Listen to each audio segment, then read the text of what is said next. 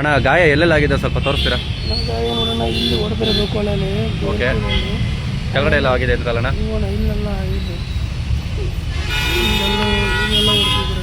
Okay, ಇಲ್ಲೆಲ್ಲ ಹೊಡೆದಿದ್ದಾರಾ? ಕೈಯಲ್ಲೆಲ್ಲ ಹೊಡೆದಿದ್ದಾರೆ, ತುಟಿಗೆಲ್ಲ ಹೊಡೆದಿದ್ದಾರೆ, ಹೊಡೆದಿದ್ದಾರೆ.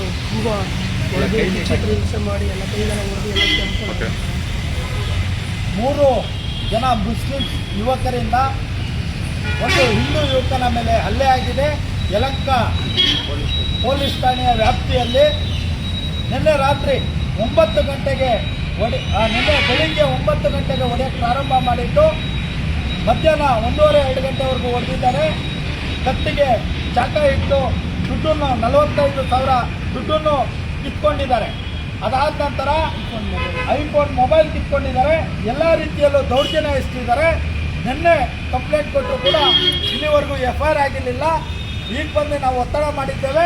ಆದರೆ ಆ 3 ಜನ ಯುವಕರನ್ನು ಬಂಧನ ಮಾಡಬೇಕು ಅಂತ ಹೇಳಿ ಎಲ್ಲ ಸಂಘಟನೆಗಳು ನಮ್ಗೆ ಬೆಂಬಲ ಕೊಡಬೇಕು. ನಾವೆಲ್ಲ ಸಂಘಟನೆಗಳು ಸೇರಿ ಒತ್ತಡ ಮಾಡ್ತಾ ಇದ್ದೇವೆ. ಎಲ್ಲ ಮಾಧ್ಯಮದವರು ಎಲ್ಲರೂ ಕೂಡ ಬೆಂಬಲ ಕೊಡಬೇಕು. ಅವರು ಅಕ್ಕ, ನಿಮ್ಮ ಬಗ್ಗೆ ಅಭಿಪ್ರಾಯ?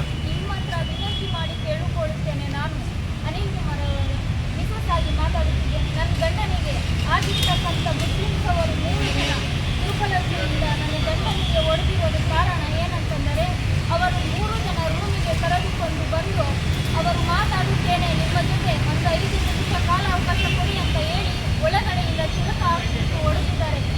ತಾವು ದಯವಿಟ್ಟು ನಮ್ಮನ್ನು ಸಂಘ ಸಂಸ್ಥೆಯವರು ಹಾಗೂ ಮುಖ್ಯಮಂತ್ರಿಗಳೇ, ಇಲ್ಲಿ ಇರ್ತಕ್ಕಂಥ ಎಲ್ಲ ಸಂಘ ಸೇವದವರಿಗೆ ವಿನಂತಿ ಮಾಡಿಕೊಳ್ಳುತ್ತೆ, ನಮಗೆ ನ್ಯಾಯ ಕೊಡಿ ಎಂದು ನಿಮ್ಮ ಹತ್ರ ಕೇಳಿಕೊಳ್ಳುತ್ತೇನೆ. ದಯವಿಟ್ಟು ನಮಗೆ ನ್ಯಾಯ ಕೊಡಿ ಸರ್.